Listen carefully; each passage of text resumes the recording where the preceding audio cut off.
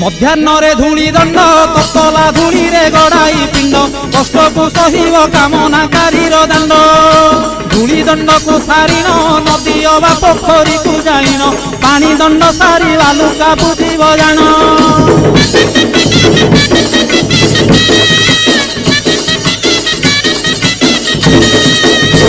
ଦାନ୍ତ କାଠି ନ ଘଷିବ ଆମ୍ବ ପତ୍ରେ ଦନ୍ତ ଶୁଦ୍ଧି କରିବ ଜଳ ଦଣ୍ଡ ପରେ ଅଗ୍ନିଦଣ୍ଡକୁ କରିବ।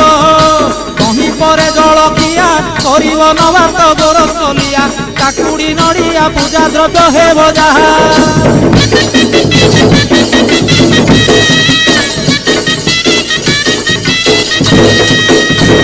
ଘରେ ଭୁକ୍ତାଙ୍କ ଘରଣୀ ସେ ରୂପେ ନିୟମ ମାନିବେ ପୁଣି ନିୟମ ଭାଙ୍ଗିଲେ ଦୋଷରେ ହେବେ କାରେଣୀ।